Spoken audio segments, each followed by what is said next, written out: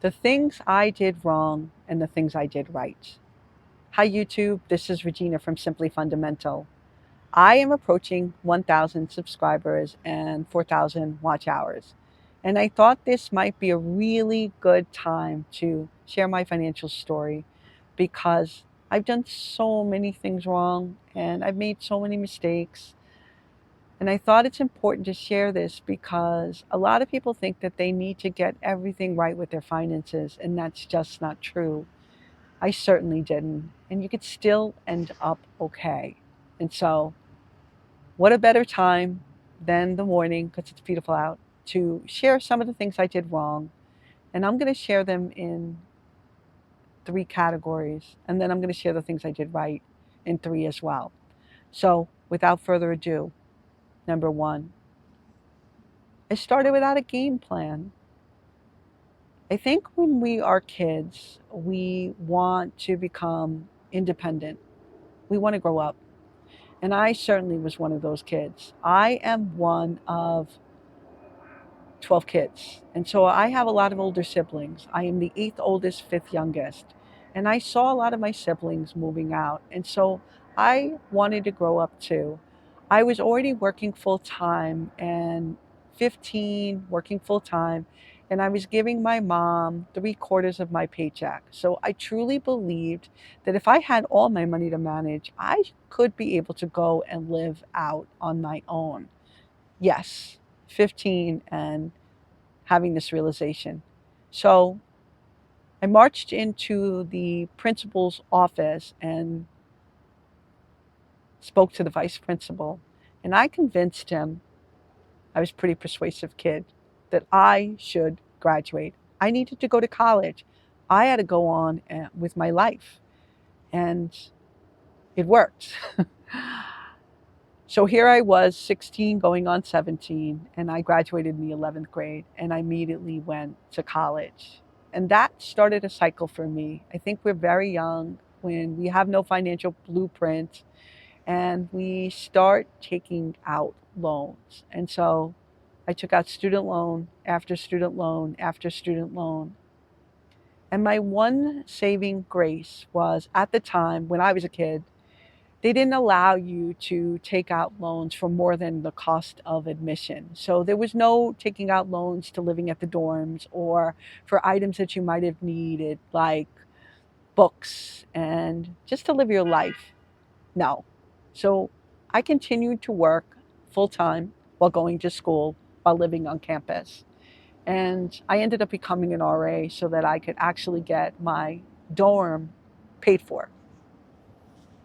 But at first, I was doing okay because those student loans don't hit. And at first, I was right. Like, here I was earning my own money and all of it now coming to me, none of it going to my mom. And I was doing okay. I ended up in between classes. Once I had to leave school, I just didn't go back. I ended up, I did go back to school. I didn't live on campus again. I moved in with my brother. That was the first place that I lived. And I was still doing okay, but I didn't have a license yet. I was driving around with people in the car with me, and I just was miserable at taking tests.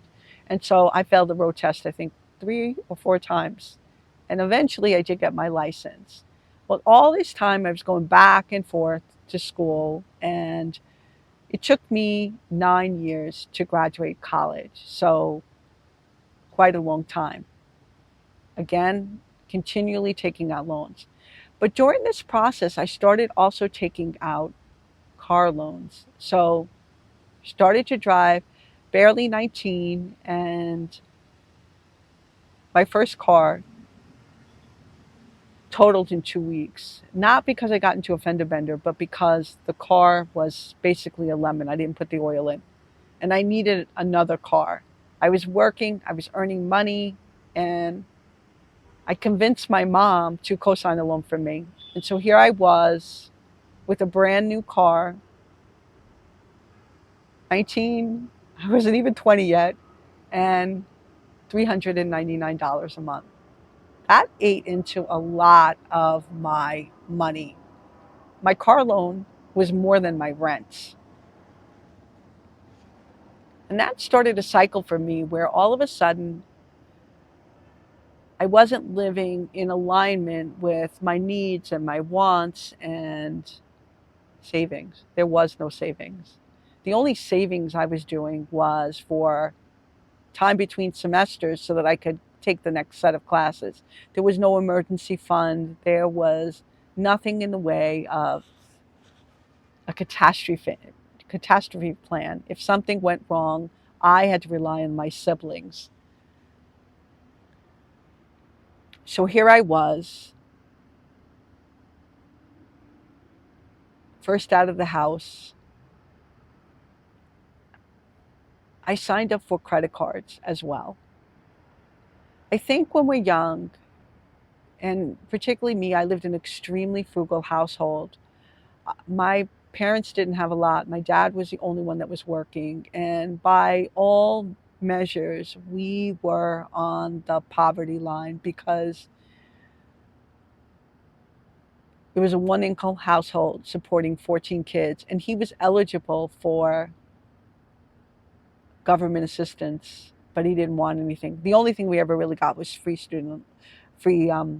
lunch at school. That was the only thing that he was willing to accept.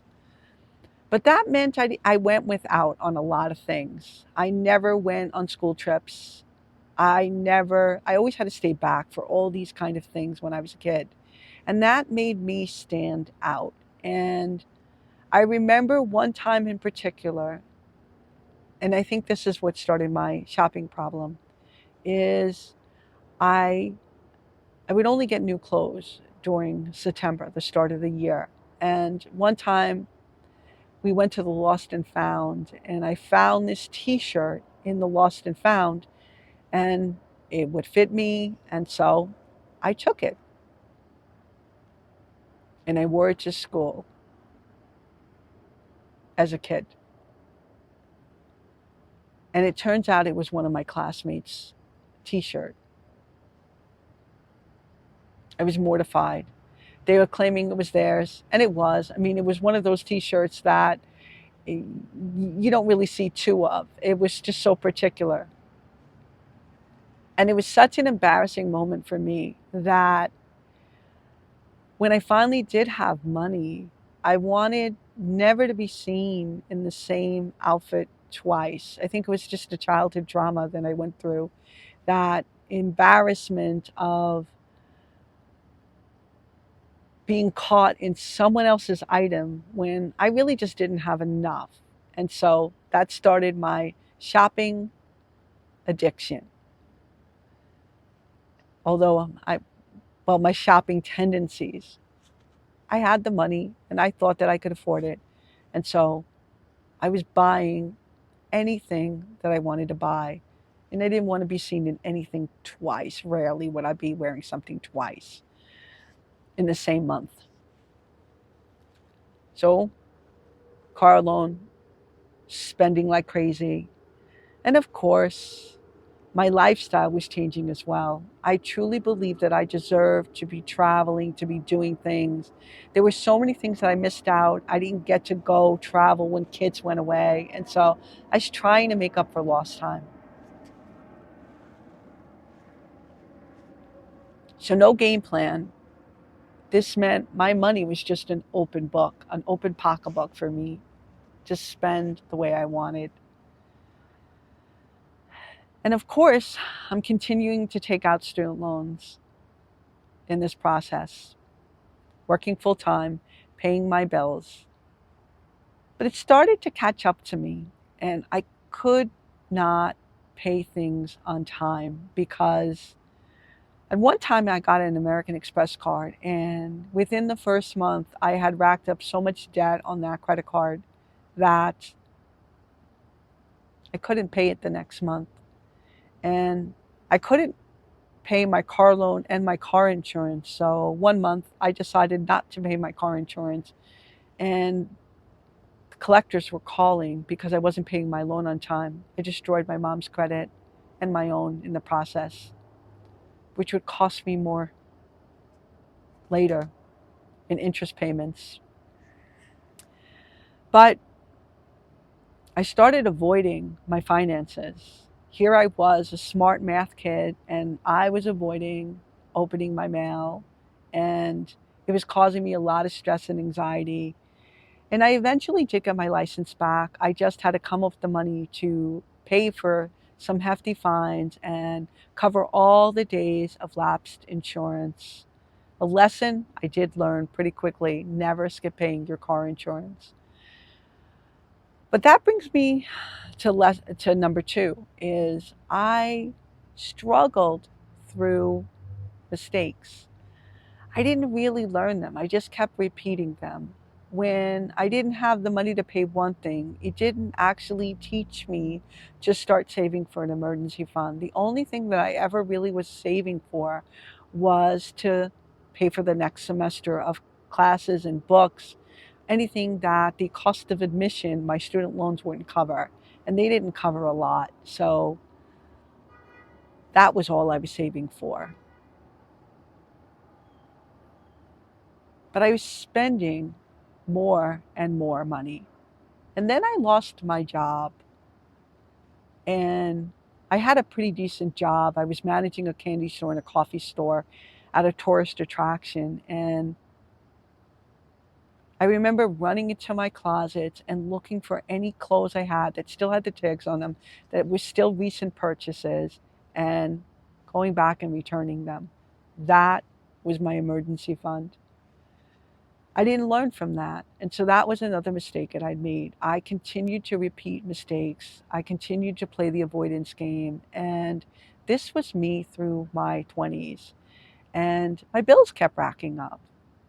Things kept costing me more and more. After that car broke down, I did eventually get another car. And maybe I did learn that lesson a little bit, but it wasn't very well, because I took the next car payment. Instead, I had a lower monthly payment, which I thought was great, but I had extended the life of my loan. And then came the big kicker. I finished school.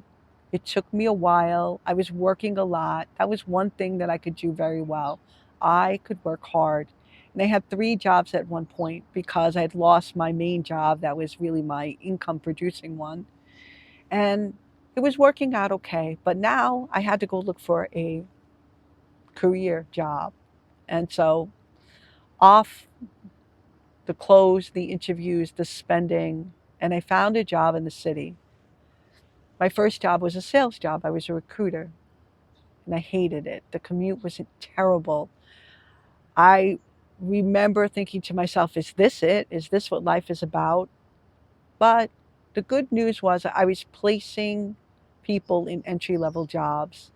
And I went to that employer and convinced them to send me on one of the interviews, and they did. And I ended up making so much less money, but I convinced myself I needed to be happy. Happiness came first.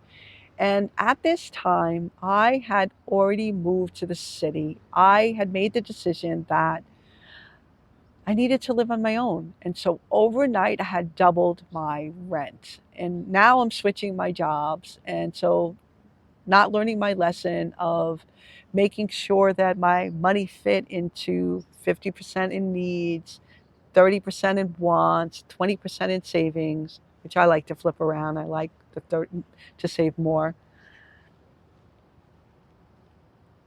I took the job, and I was making $28,000 a year, barely enough to cover my rent. My rent was $650. Now, yes, I had eliminated my commute cost by moving into the city. That I did, but it didn't make up for the difference. I went from $325 a month rent from sharing a house with three other people to now automatically living on my own. It was, oh, actually, it was two other people. It was three of us. The house before that was four. Living on my own. That meant I had to work extra. And here I was trying to learn. I started to pick up personal finance books, and I was approaching 30. And I had the most mortifying experience happen. I was paying one student loan $38 a month, and I was paying that one pretty off regularly. I could handle that. But the other ones came due. And instead of me learning from my lesson, I waited too long to really course correct. So that would be the third mistake that I made. I didn't course correct things. And I literally just stopped paying. I didn't pay the student loan bill, and I didn't go through forbearance either. The fact that I wasn't making enough money, they probably would have put me on a debt repayment schedule that I could have handled paying with the loans and the additional job I had on the weekend. But I didn't do that. And so, long story short, is my brother in law worked for a bank, and I was mortified when he came to me and told me that you really need to start paying your bills. You're really behind. And I didn't learn from that. I was embarrassed as heck, but I started, I consolidated my loan. They tagged on 18% for me, but it still didn't get me to really do well with my money. What it got me to do instead was to realize I wasn't making enough money. And I decided to leave advertising because after my first year I was only making 30,000. I got a $2,000 raise, and that just wasn't enough. And that was more of a raise than most people were receiving. And so I looked for another job, and I jumped to 45,000. And I took an executive assistant position and was making a lot more money. And that helped. And of course, with my income going up, I felt I could afford more. I could go live my life more. And so this was around the time I had, you know, I had run the marathon back in 2000. And I was a big runner. And back in the late 80s, Nike came out with a slogan, just do it. And I loved that slogan. I loved Nike as a brand, and I would wear their sneakers all the time. And I bring this up because I really truly believe that I was powerful and that I had a lot of confidence in my ability. And so I took that slogan and revamped it for myself. And so this would probably bring me to the area of things that I did right. I kept moving forward. And I leaned on that, and I revamped it for myself in that slogan. If it can be done, I can do it. And so anything that was seemed difficult, if someone else could do it, why couldn't I? And so if it can be done, I can do it. And so I started to track my finances even while I was swimming in debt. And even while I was making more money, I started to read all the financial books. But it really took me into 2001, late 2001, to really hit rock bottom. I went to Paris believing that I deserved the trip, believing that maybe I was going to run the marathon in Paris and that I needed to see the terrain and I should go.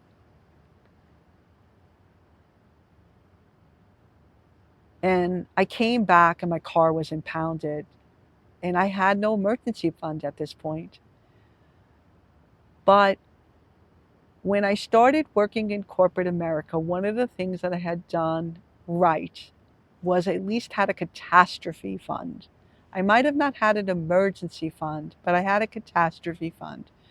I was contributing to my retirement. I was saving my first dollar, not my last.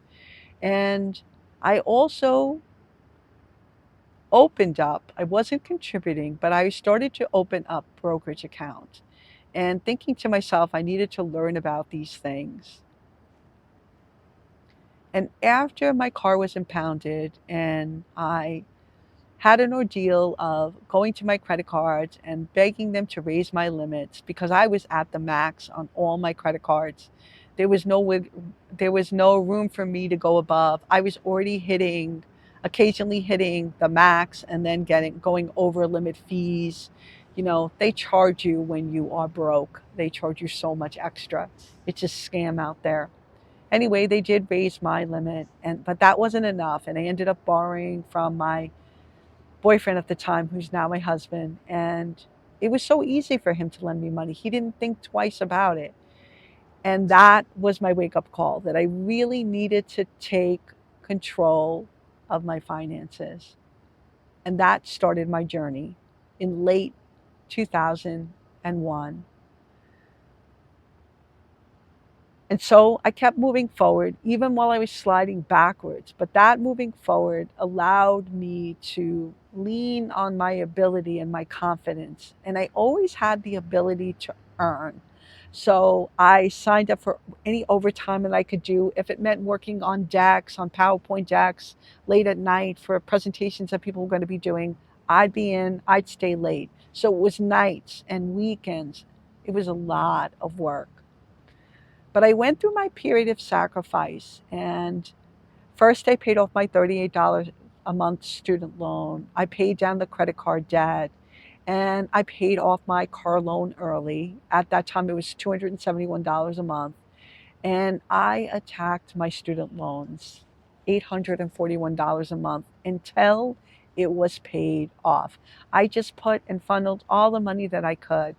And by 2004, I was completely debt free. It took me 2002, 2003 into 2004. So a little over 2 years to knock down thousands and thousands and thousands of dollars in debt. But I did it. And I was saving at the same time. And I was building money in my retirement, saving at least 10%. And I started to teach lessons at work and put on presentations about how people should be investing in their retirement.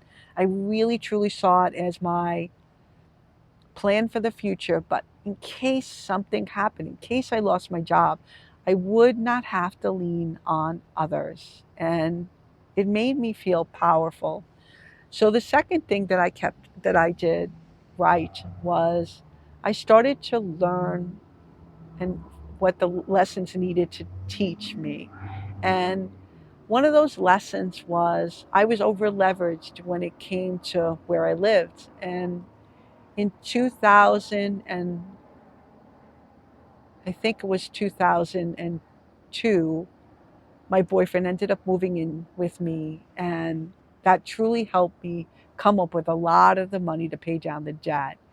In 2005, I ended up gifting, no, it was 2007. I gifted my car to my brother in law and reduced my bills and decided to really, really learn from lessons that other people going through. I even ended up having money to help people who needed help in my family. Although I never had the comfort level to go to other people to when I needed money, other than actually one of my siblings did give me a loan for student loans at one point when I couldn't come up with enough. But I had to pay her back within 6 months. She literally made me sign loan documents, which is very important. But where is I going? This video.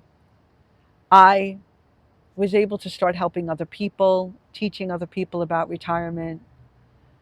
And I convinced my employer that the limit should be increased on how much we could put into retirement because we were not at the time allowed to put up to the IRS limit. My employer just didn't allow it. And after that, it was just momentum ahead. So 2004, we were saving for our wedding. We paid for our wedding in cash. The savings just continued. And the third thing I did right was momentum. I just let the momentum drive me forward and just kept building on the lessons I was learning and the mistakes that I was course correcting. When we bought our apartment here in Brooklyn, the bank approved us for double the amount that we ended up taking the loan out for. And that was one of the lessons that I learned is just because they're willing to give you the loan doesn't necessarily mean that it works for you, that it should work for you. They there's a range on what they give you on these loans, and I didn't want to lock myself in or to be paying too much. Please, bee, don't come near me. I'm allergic to bees. Um, but I grew up with them. If you leave them alone, they leave you alone for the most part.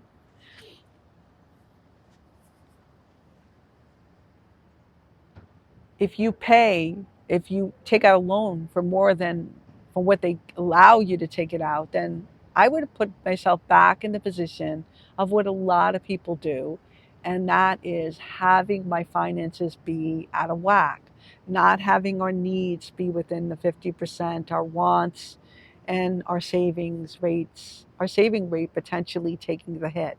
Because that's the other thing that I think a lot of people do wrong. They think they'll be able to save later when things settle down, when something eventually gets paid off, but the money gets absorbed into their life. So, those were some of the things I did right. I never let lifestyle inflation creep in. I ended up aligning my spending with my values and living with intentionality. I started to look for ways to live my life for a fraction of the price. And I was reading things like Debt Proof Living and really just incorporating all the lessons I learned. And over time, once one thing was paid off, and I was really good at paying off debt, I just turned around and attacked good debt. And so we paid our place off in Brooklyn in 11 years. And we saved up for our vacation property and bought that outright in cash. And then we ended up buying a rental property and we just paid that off in 4 years. And I'm just going to continue to let momentum drive me. Any lessons that I learn or even that I see and learn from other people, I feel like I'm more of a sponge now. And I've also come to the point in my life where I did get a lot of pushback even while I was living early on, where people always think that you should be spending and that you should be spending more. And my response to that is I always felt like I had a very good life. I have more than enough. I have more than I need. And I was living a life that aligned with the life I wanted to live. And so that's how I live my life. Now I definitely do a bit more traveling. I don't spend the way that I spent back in the day when I was getting out of debt and I was living the most frugal lifestyle and I was being so careful. Now we go out to dinner without a thought. We buy things outright. We can handle emergencies without ever having a problem.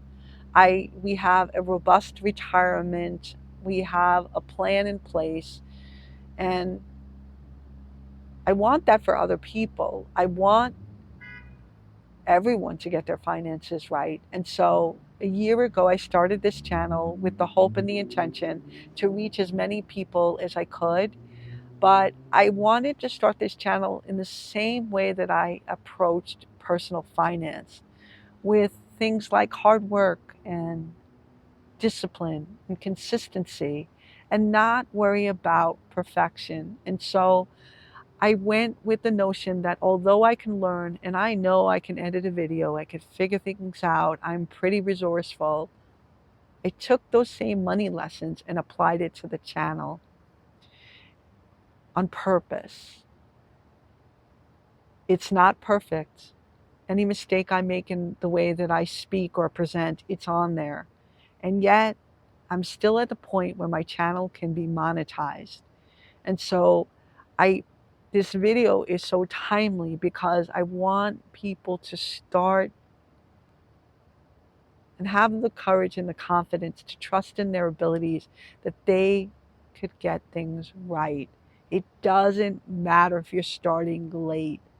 I do these little things for myself where any new job that I take, I start my retirement plan all over again. And I've been at my current employer for 8 years. And I started a new plan. So I know that it is entirely possible to, even if you're starting late, to have more than enough building for yourself. So I have more than most people struggle in one retirement account that I started 8 years ago. And so I'm telling you, please trust in your abilities, absorb as much as you can, learn from your lessons, look over your finances, look at ways that you can make improvements, and take agency and action with your life.